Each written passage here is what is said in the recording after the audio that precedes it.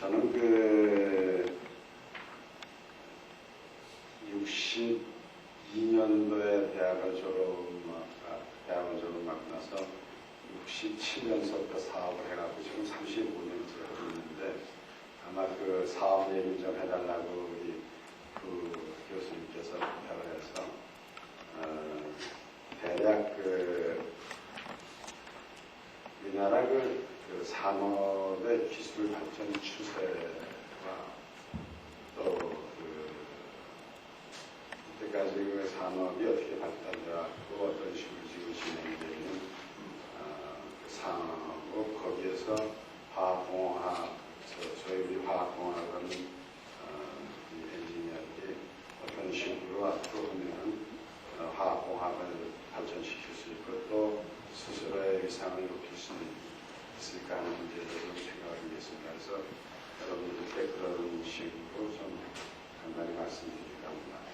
지금 이 명칭을 보니까 저는 지금 학과 대표자회라고 했는데 이게 어떻게 된 거예요? 그전 사실입니다. 화학공학 대표의 그런 식의 의미였습니다. 그래서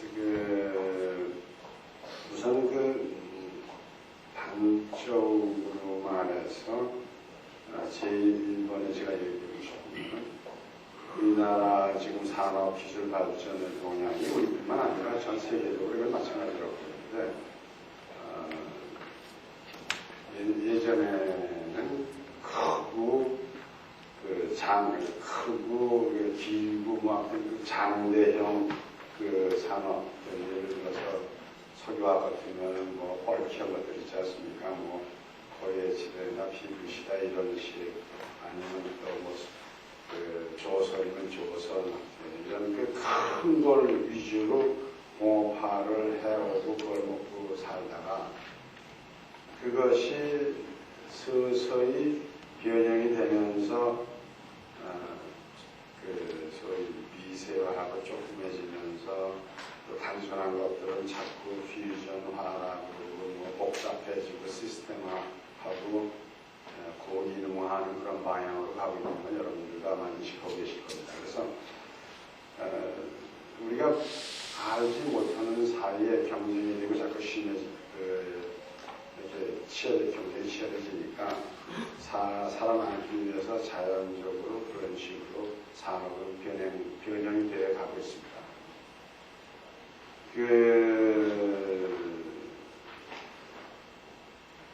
지금 이건 아주 한 개의 예를 앞으로 들어가면서 말씀을 드리겠습니다만은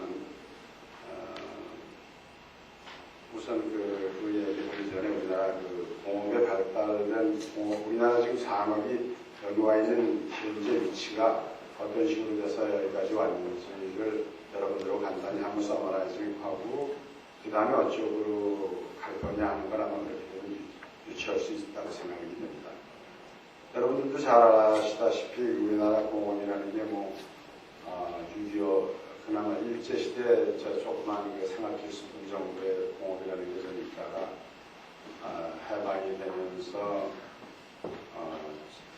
조금 혼란기를 겪다가 1년 지나서 바로 6.25 분란이 일어나서 완전히 터전이 없어지고 폐허밖에 남은 게 없었는데 그런 폐허의 제로 상태에서 우리나라 공업이 지금 일어난 거란 말이에요. 그러면 폐허, 소위 여러분들은 아마 아시겠지만 무에서 무를 만들어내는 유를 만들어낸다는 것은 참으로 어려운 겁니다. 뭐가 있을 때 거기다 여러분 수학 잘하시니까 0에다가 암만 무를 곱해봐도 제로밖에 나오지 않거든요. 그런데 우리 6.25 동란 이후에 우리나라 공업이라는 산업이라는 거는 사실 제로니까 뭘 어떻게 해보려도 아무것도 없는 상태에서 뭐가 일어나리라는 건 사실 힘든 그런 상황이라고 생각해도 아마 잘못이 없을 거라고 생각해요.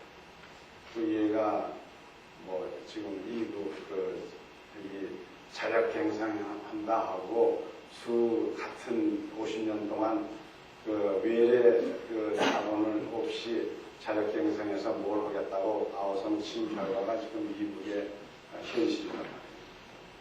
그 반면에 우리는 그 다행히도 60년대 그 박정희 시대를 맞이하면서 조금 있다가 경제재건정 그 소위 5개년 산업 개발 정책을 세워가지고 그때 1차, 2차, 3차는 쭉 나왔습니다만은 그 기획을 입안하면서 그 전제는 외국 자본을 들여다가 산업을 일으키는 그런 그 정책이었는데 그것이 1차, 2차, 3차 하면서 쭉 해왔습니다. 기본적으로 우리나라 그 산업화라는 것은 외국 자본을 들여다가 그걸 활용해서 산업을 일으키자는 그런 기조에서 그때 이제 우리 기술이라는 게 없으니까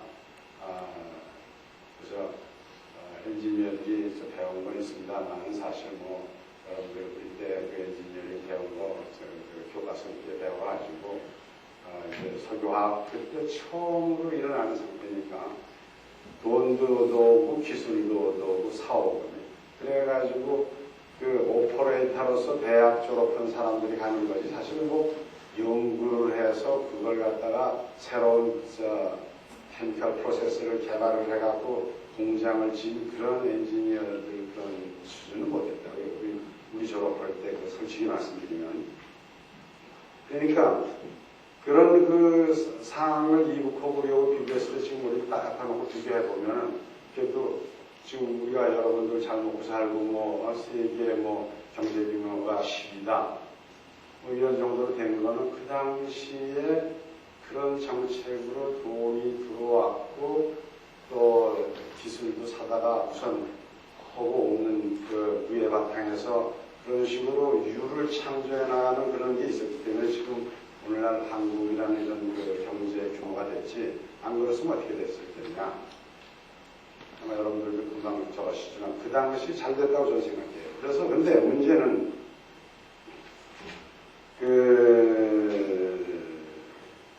이런 뭐 그거밖에 모르겠습니다만 그런 상태에서 우리가 사실은 그 스타트가 전부 차입경에 돈을 꼬다가 산업을 일으키고 기술도 사다가 한 그런 상태니까 기술이라는 게 사실 하루아침에 금방 뭐 자기가 그 개발을 해서 뭘 했으면 좋겠으면 그런 적은 아니라고 했습니다. 그래서 그런 여파가 어떻게 나타났냐 하면은 이제 점점 우리가 팔던 만들어서 팔던 동남아 시장이라 이런 데가 산업화 또 그 사람들대로 하고 그 시장이었던 데가 또 경쟁자를 비워놓고 그 다음에 그렇게 되니까 경쟁은 점점 치열해지고 그런 와중에 이자는 우리나라 그 당시 이자가 대충 23%, 25% 은행 이자가 산업자금 좀 싸게 해봐도 15% 그런 상태에서 기업들이 전부 이제 굶기 시작을 했어요. 전부 사실 이익이 막 날 때 규모가 작을 때 한국 시장만 가지고 사업을 했을 때는 뭐 돈을 번다고 그랬는데 이게 이제 사업이 잘 되니까 캐파를 자꾸 늘리고 수출을 하다 보니까 외국 제품하고 부딪히면서 가격이 떨어지고 우리도 산업화 했으니 문을 열어놔서 그때는 국산화하면 뭐 수입 금지 시켜주고 관세를 올려줘서 국내 산업을 많이 보호했는데 차차차차 문을 개방하다 보니까 수입품에 대한 관세도 떨어지고 수입 금지 그런 비관세 보호는 다 없어지고 그런 식으로 되면서 산업이 전체적으로 어려움을 겪게 되고 그것이 쌓였던 것이 IMF의 근본 원인이 아닌가 이런 생각입니다. 그래서 그 후부터 이제 인식이 달라져서 이제 자본을 중시히 하고 또 기술을 갖다가 자기 기술을 갖다 개발을 해서 소위 부모가 가치를 높이는 방향으로 비행신하고 있는 중이라고 저는 보고 있습니다. 그래서 여기 지금 간간히 거기 나와 있습니다만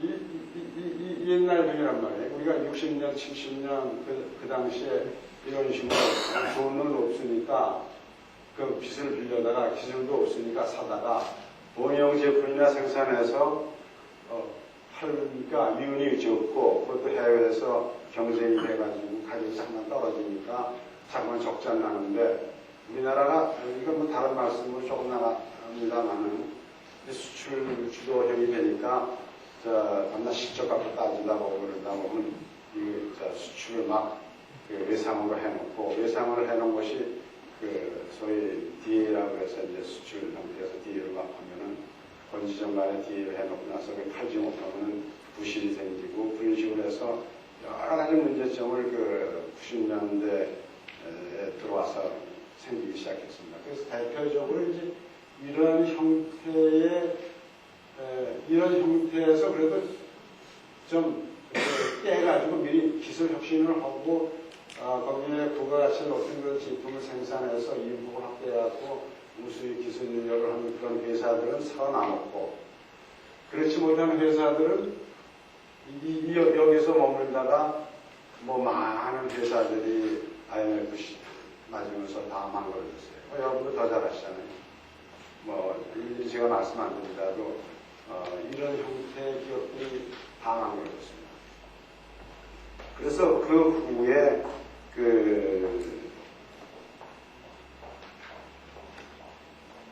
이런 식으로 갔는데 그러면 지금 오늘 말씀드리고자 하는 거는 이런 형태 그래서 좀 기술 혁신이 부진했던 회사들은 다 만들어졌지만 기술 혁신이 좋았던 그 회사들은 여기서 이렇게 해서 자꾸만 발전해서 그 발전 모델이 어떤 식으로 됐느냐. 그럼 그 속에서 화학공학을 한 사람들은 그럼 어떤 식으로 기여했고 앞으로 어떤 식으로 갈 거냐를 간단히 말씀드릴까 합니다. 여러분 성공 사례라 그러면 우리나라 지금 화학공업뿐만 이게 단순 화학공업뿐만 아니라 다른 공업도 기초적인 건 전부 화학 제품이 밑거름이 되어 있지 화학 제품이 밑거름되지 않은 건 하나도 없습니다. 그래서 예로 세 가지를 들어서 말씀을 드릴까 합니다. 한 가지는 여러분들도 잘 아는 삼성 계통이고요. 그 다음에 정밀화학공업 분야에서 여러 회사가 세계적으로 움직이는 데가 있습니다만은 머크 회사라고 이런 시약 회사 여러분 아마 실험실에서 시약 쓰다 보면 아마 머크 라벨을 보실 텐데 그 회사하고 동진선이 되면 어떤 식으로 해서 위기 극복하고 앞으로 지금 현재 당면한 과정은 어떤 거고 앞으로는 어떻게 나아갈 거냐 그 속에서 화학공업이 어떤 식으로 간다는 걸 아마 짐작하실 수 있을 것 같아서 그렇게 말을 좀 마칠까 합니다. 지금 삼성 같은 경우에는 아까도 말씀드렸습니다만은 전부 청년은 전부 돈 들여다가 크게 만들고 밀가루로부터 설탕으로부터 그런 걸 가지고 시작을 했다가 또 그에 관한 거는 그 다음에 복지를 만들고 복지에서 그다음 이제 양복을 만들고 복지를 만들고 거기서 폴리에스터 쪽으로 들어가고 그래서 석유화학 쪽으로 들어가는 게 삼성이고 그래서 제일모직 쪽으로 변형됐고 이제 제일에다가 이제 여러분들 잘 아는 것처럼 이제 소비 제품으로 갔고 그 속에서 보면은 이병철 회장 시절에 80년 초에 반도체 제품을 어렵게 시작해서 그 회사도 거의 망설어져 갈 단계까지 갔다가 봄이 일어나면서 제가 알기로 84년도 5년도에 삼성 나온다고 했어요. 그 이유는 반도체 공업이라는 것이 돈이 엄청 들어갑니다. 한 라인 만들 때 지금 아마 1조 원 이상이 들어가요. 한 1.5조, 1조 5천억 정도가 한 라인 만들면 들어가는데 그 당시 한 256K 이 정도 만드는 그런 공장을 기흥에 처음 시작했는데 자기들 그 역사 이렇게 읽어보면은 뭐 단시일 내에 어떻게든지 이자가 20%에 가까운 그런 상태에서 하루가 1조 5천억을 갖다 계산할 때 10%로 계산해도 1,500원이란 말이에요. 1,500원을 갖다가 365로 나누면은 하루에 얼마입니까? 한 3억, 3, 4억이라는 그 이자가 나간다. 그 당시로. 그러니까 하루라도 그 공기를 단축하지 않으면 그만한 이자 때문에 그 회사가 망가져지니까 뭐 쥐야 불고 뭐 아주 24시간 체제로 기흥 공장을 이어서 세계 제일 뭐 공기 단축했다고 자기들 그 회사 역사에 소개를 했습니다만은 그만큼 갈급했다는 소리죠. 하루에 3, 4억의 이자를 물어가면서 공장을 지어가지고 가는데 밀가루 팔아서 얼마나 이익이 남길래 그걸 감당하는 거예요. 또 뭐 설탕 좀 팔아갖고 그거 감당합니까? 원료 들여다가 뭐 양복하는 제일 모집분 다 갖다 팔아도 안 되고 도저히 안 되니까 은행이라는 건 은행을 막 갖다 했는데 그게 만일이 안 되면 우리나라 아마 그 당시 80년 초에 물가에 큰일이 났는데 다행히도 이 반도체는 사이클이 굉장히 민감하게 빨리 돌기 때문에 바로 붐이 일어나고 2, 3년에 다 제가 또 지금처럼 저가 했는데 이렇게 보면요. 이건 나중에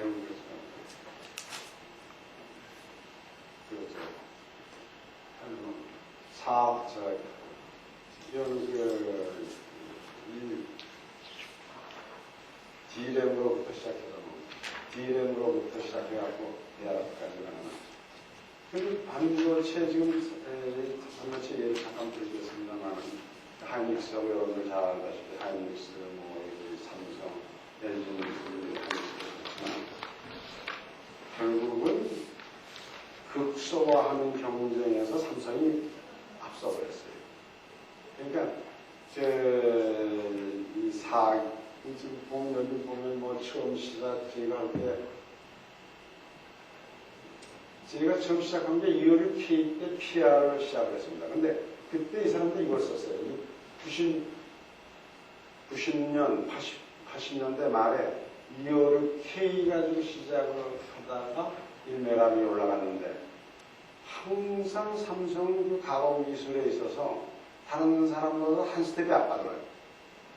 지금 가령 그 시민의 여러분들이 본다마는 그만큼 그 원가가 4분의 1이 떨어진다는 소리입니다. 가령 그 256K가 1메가로 된다 그러면 4배 선풍이 작아지는 건데 그러면 그 면적으로 따지면 4분의 1이거든요. 같은 프로세스를 하면서 4배의 물량이 나오니까 그만큼 원가가 떨어지니까 그 다른 데서 못 쫓아오고 원가 면에서 그러니까 가격이 떨어져도 삼성은 이익을 낸단 말이에요. 요즘도 뭐 이게 뭐 1조 5천원이 아까 신문에 엊그제 발표를 했는데 반대로 인테니온이 무슨 마이크론이니 하이닉스는 몇천억이 적자가 난다고.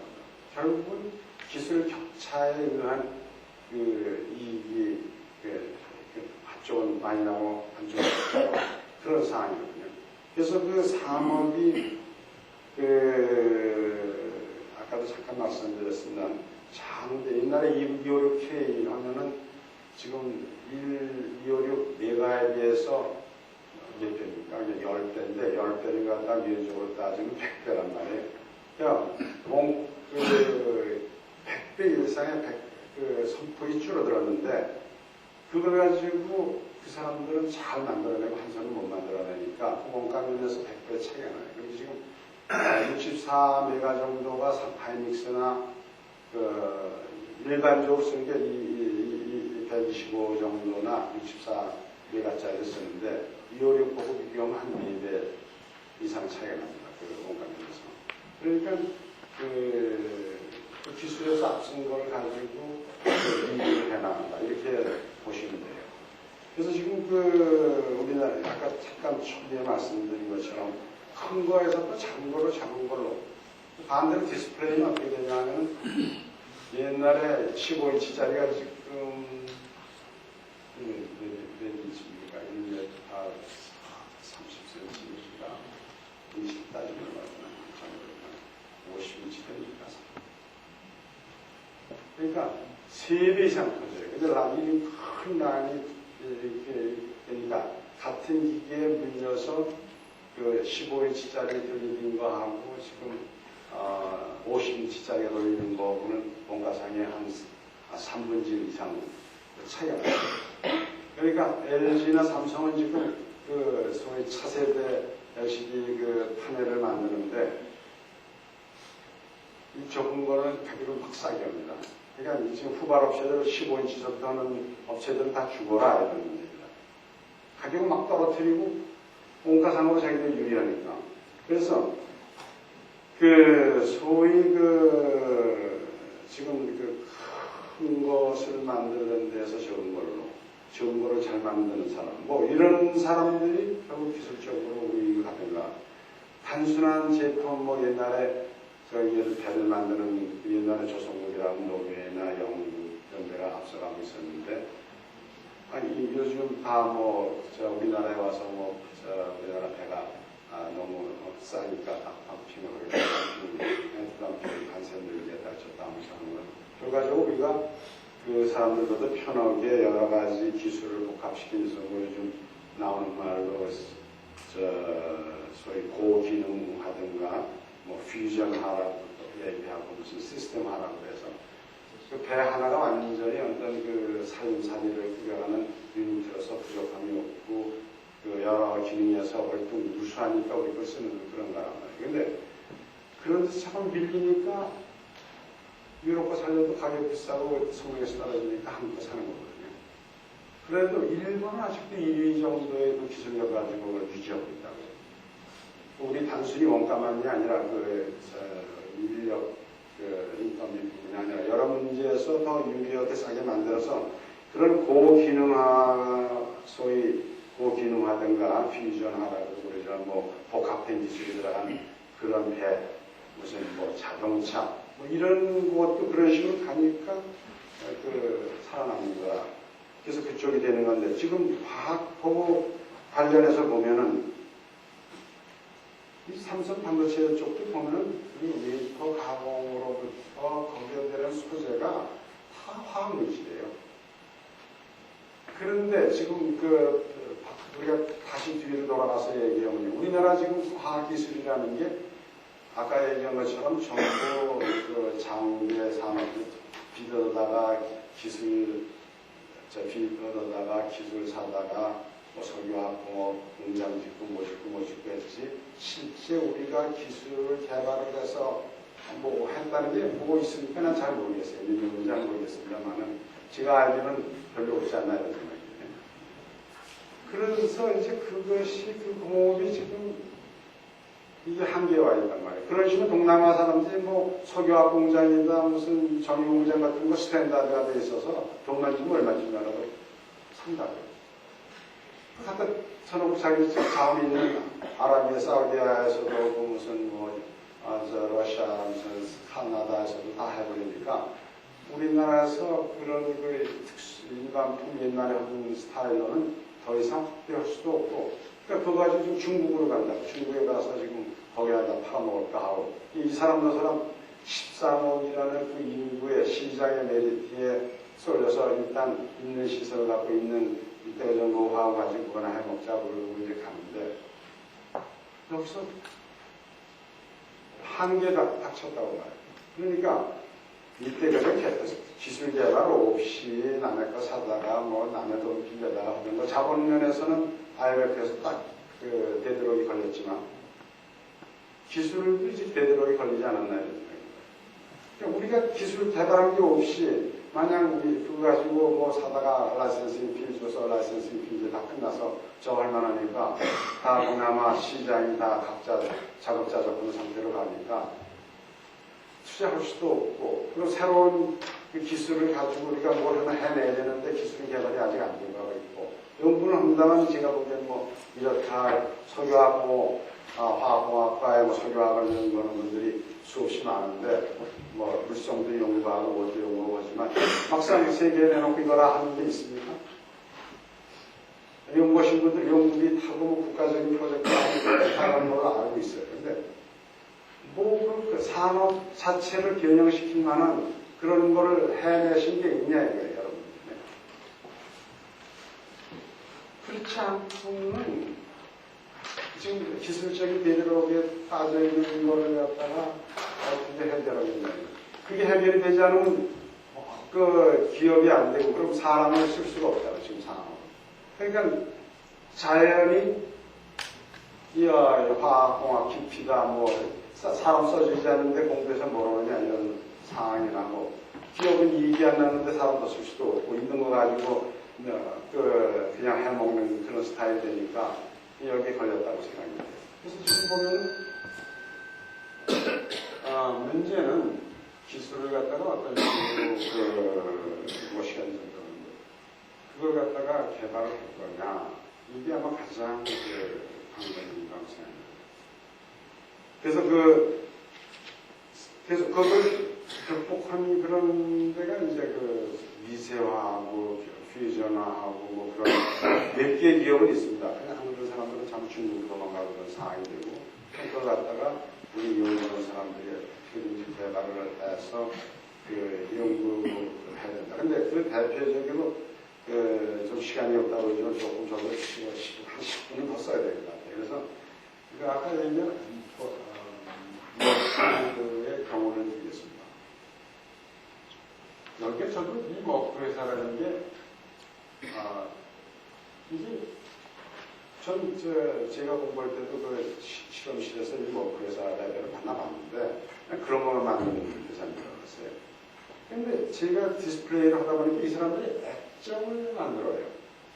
그래서 이 사람들이 이런 게 좋은 게 있었나 그래서 리퀴드 크리스탈입니다. 그래서 디스플레이 할 때는 그 광을 갖다가 전기를 받으면은 그 액정이 그 게이트 역할을 해서 문을 닫았다 열었다 하면서 각도를 조정해서 해서 그 디스플레이에 그 이제 전기 힘에 의해서 그 각도가 왔다 갔다 하면서 그 저희 디스플레이 영상을 갖다가 이제 해준 핵심 역할을 하는 물질인데 사람들이 이거 뭐지? 이 사람들이 세계 시장의 90% 장악하고 있어요. 그래서 이게 액정이래 이게 뭐냐? 그래서 한번 또 나왔어요. 재료군요. 재료 이제 요건 나중에 설명하겠습니다만 액정이라는 건 이런 화학물질이에요. 구조가 복잡하잖아요. 저도 어떻게 읽는지 이거 잘 모르겠습니다만 뭐 벤젠이 몇개 달라붙고 뭐 중간에 뭐 이런 펑션하는 것들이 달라붙고 어떻게 하는지 뭐 잘 모르겠습니다만은 이걸 먼저 개발해갖고 이 사람들이 처음에 시계 조그만 거에 아마 여러분들 기억할 거예요. 그 파란 시계 처음에 나와가지고 거기다가 조금씩 쓰기 시작했는데 이게 80년대 초입니다. 그래서 그러더니 이것이 좀 더 개발된 것이 TM이다, 뭐 STM이다, 이렇게 모니터에 들어가는 것들, 그러면 여기 많이 핸드폰에 들어가는 것들 그런 거에 다 이게 들어가요. 이 필수 불가결한 물건인데 그걸 다 잡아먹어서 다른 사람들이 근처에 갈 수가 없도록 광범위한 특허를 만들어 해서 세계 적으니까 이 꼼짝 못하고 이럴 수 있어요. 그러나 이게 지금 아까 다시 봐. 이 사람들 이게 330년 된 회사인데 뭐가 전부 총 외형이 말이죠. 75%를 팔아요. 순정밀화학 제품 만들고 있습니다. 근데 그 중에서 이 액정 여기 보면은 이 액정하고 전자화학제로라고 해서 폴리메이드라고 해서 그 액정을 담는 그런 폴리메이드 배양막이 되는 게 있는데 요거 합쳐갖고 그 사람들이 이게 지금 3억 불에다가 여기 3억 불이니까 5억 불을 팔아요. 근데 양이 얼마냐? 40톤밖에 안 됩니다. 여러분들 45불을 갖다가네 50톤으로 나눠보세요. 조금 많다고 그래서요. 5불이죠. 유로달러, 1달러로 비슷하니까요. 그 지금 5불인데 5불을 갖다 50톤으로 나눠보시면 돈당 근데 키로당 따져보니까 저게 10,000불이 넘어요. 키로당 10,000불이죠. 그람당 10불 사네요. 근데 얘네들이 이거를 세계 그 LCD 업계를 꽉 쥐고 앉아가지고 아까 그 부조시계 물질을 가지고 그걸 꽉 잡아가지고 앉았으니까 뭐 꼼짝없이 뭐 삼성, LG, 뭐 십자, 하이기스, LG, 필립스 할 것 없이 그 일본 업체들도 마찬가지고 다 여기서 하는 사람은 안 주면 뭐 꼼짝 못해요. 다행히 이게 지금 금년 기본부터는 금년 내년 사이에 다 완료가 돼서 하지만 또 그 반개 이제 혼합해서 이제 여러 가지 성질을 변형시키는 그런 게 있는데 내후년까지 성질들은 없어지면은 또 이제 다른 경쟁 요소에 떨어지겠습니다만 요점은 이런 그 머티리얼을 우리가 개발을 할 그런 그 능력이 있어야 된다 이거죠.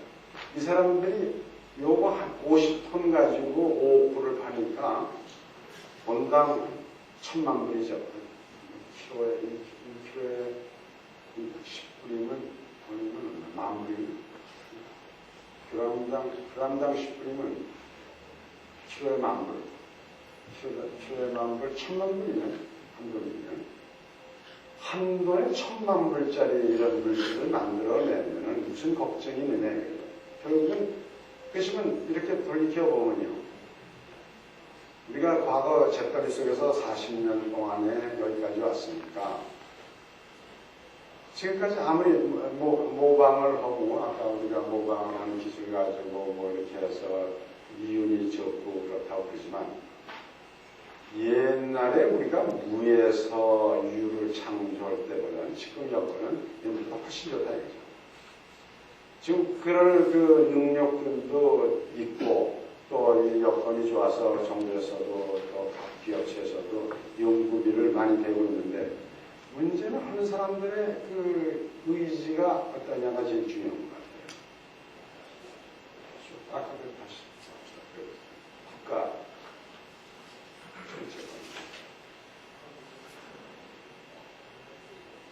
그러니까 지금 과거에 이런 식으로 우리가 사실은 아까 말씀드린 것처럼 처우가 열악하다. 이거는 우리가 사실 부가가치 면에서 제가 이렇게 보면요. 금융 쪽이 훨씬 높다고. 그러면 혼자 앉아서 몇억도 장부에다가 뭐 적고 빼고 그러면은 그 되는 거라고. 거기서 1%만 남아도 1억이면 혼자서 그 매출이 얼마입니까? 그러니까 우리가 뭘 만들어서 하는 부분 작은데 아까 머크 같은 거는 돈당 1,000,000불짜리를 만들면 은행 같은 저건 아무튼 금융 서비스 같은 것들이 아무리 뭐 이익을 낸다고 해도 그건 서비스업이고 제조업에 따라오지 못한다고. 제조업이 망가져지면 은행은 만들어져야 되고 그 대표적인 예가 일본 경제라는 거예요.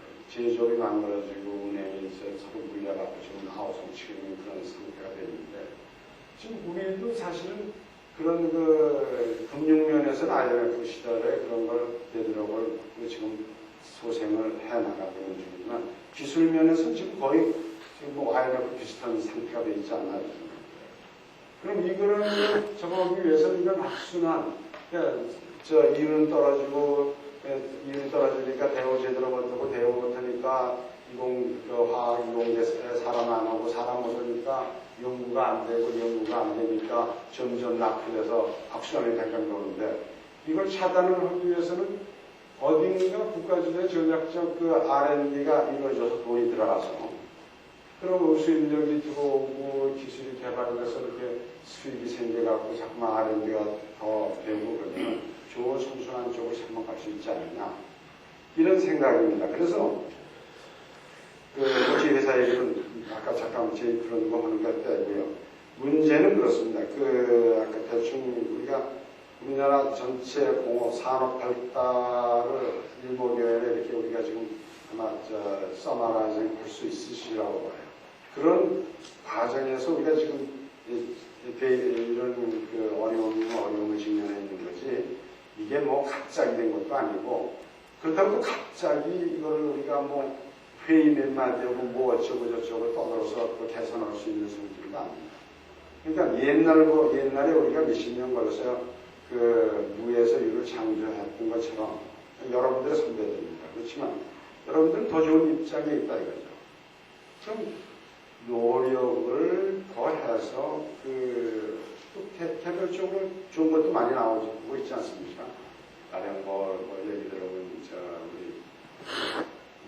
이 반도체 재료 분야도 훌륭한 것들이 많이 나오고 있고, 또 그걸 이용해서 휴대폰 같은 거, 무슨 IoT 같은 거, 이런 것들 좋게 자꾸 발전되는 분야도 있어요. 근데 백그라운드 보면 제가 세세히 지금 설명을 못 드리겠습니다만, 거기 하나하나에 다 화학, 근본, 기초물질은 다 화학물질이지, 그게 아니에요. 예를 들어, 한 가지만 말씀드릴게요. 제가 지금 핸드폰 같은 거 있는데요. 저희가 만든 칼라 레지스트가 여기 다 들어갔어요. 여기 화면이 뜨면은 칼라 레지스트가 여기서 나오는 게 제가 만드는 칼라 레지스트거든요. 또 여기 이미지 센서라는 여기 있는데, 여기서 보면은 사진이 찍히죠. 요즘 사진 찍히는 칼라 레지스트, 핸드폰 나옵니다. 뭐 가지고 있을 거예요. 렌스용으로 쓰이는 렌스가 제 이미지 센서용 칼라 레지스트가 들어가 있는데, 뭐 그런 것들. 그래서 이런 문제들은요, 우리가 이때까지 이렇게 도구가치형으로 몇십 년 왔던 결과가 지금 나온 거니까 지금서부터 노력을 하면은 얼마쯤이라도 할 수 있다, 결론적으로요. 근데 그런 예를 이것저것 들으려면 한이 없습니다. 요즘 뭐 의약품들 보십시오. 그거 다 화학물질 아니면 뭐예요? 또 미세하다 보니까 뭐 신문들 보셔서 더 잘 아시지만 요새 뭐 분자 단위에 생물학 분자 단위도 다 분석이 돼가지고 뭐 움직이는 거, DNA 움직이는 거 다 눈으로 보면서 연구가 되는 그런 시절이니까 더 좋은 모든 것이 얼마쯤이라도 나올 수 있는 그런 여건은 충분히 되어 있다고 생각합니다. 그래서 아무리 어렵고 뭐 이렇다고 해도 여기 계신 여러분들이 선배들이 무에서 이만큼까지 해놨으면은 여러분 각과 대표를 하시는 분들이니까 그 패턴을 이용해서 더 좋은 환경에 지금 옛날보다 더 좋다고요. 40년 전에 여러분들 며칠 작년에 여기 이사 왔습니까? 재작년에 왔습니까? 작년에 왔는데 초였죠. 우리 60년대 말인가 70년 초에 저쪽 응용학부 교실 보세요. 뭐 그런 상태에서도 다 좋은 사람들이 나와서 오늘날 화학공업까지 만들어놨는데 전쟁을 겪은 우리나라에서 폐허 덩어리에서 여기까지 오는 40년 동안에 적어도 세계 무역으로 보면 10위권에 드는 그런 나라가 되어 있는데, 당분간은 어렵겠지만 노력하고 하는 동안 그런 각오를 가지고 하면은 저희도 그래요. 최소한도 발표전 제가 4분, 세계 시장에 지금 3분 이상이에요. 그래서 여러 가지 제품, 정유학 제품들 크게 하다가 중국세에 밀려서 지금 전반적으로 고전합니다. 중국에서 나온 건 뭐든지 싸요. 원모터리하고 코스트 정도 되는 것들이 막 나오니까, 기왕이면 중국에서 하자 해서 전부 중국으로 웬만한 게 많이 가고 있어요. 근데, 제일 다행히도 원자재 프로세스를 하나 개량을 해서 지금 거보다 50% 이상 싼 걸로 만들어가지고 중공에서 만드는 중공세보다도 싸니까 얼마 전에 대화자에서 세계에다가 그 별포제 옛날서부터 한 35년 된 제품입니다만 그걸 가지고 반도다 라이센싱하고 공장을 지으려고 그 제품을 석유화 그 요소에서 나오는 이제 요소 업체들로 하여금 진트로 그뭐 소유 엔지니어링 직하고 얘기해서 그쪽 개발하고 있는 거예요. 그래서 이와 간에 반도체 재료 쪽은 아까 말씀드린 것처럼 반도체와 같이 나가고 그 특기라고 할 것 같으면은 이때까지 우리가 반도체 재료에 대해서 포토레지스트라고 소위 강감성 빛을 보면은 분해가 일어나고 그것이 반도체를 많이 쓰는데 수입 대체 형식의 외국 걸 따라잡기에 급급했는데 그들의 ARF 이런 거는 뭐 TI가 마이크론이다 무슨 A입니다 이런 데서 우리께 외국 거를 제치고 이렇게 하기 시작했어요. 그런 걸 보면 이제 기술도 동등하고 조금 낫다. 그런 상태까지 되니까 그런 모델이 자꾸 나와야 될 거라고 생각합니다. 그러니까 앞으로 미래라는 거는 우리 노력하게 다는 거지. 여건은 옛날 우리에 비해서 얼마 지나주니까 그런 사례를 적어주셔서 우리 각과의 대표 되시는 분들이 학생들을 잘 적으셔가지고 제2의 화학 분야에 꽃이 피울 수 있도록 좀 해주시면 감사하겠습니다.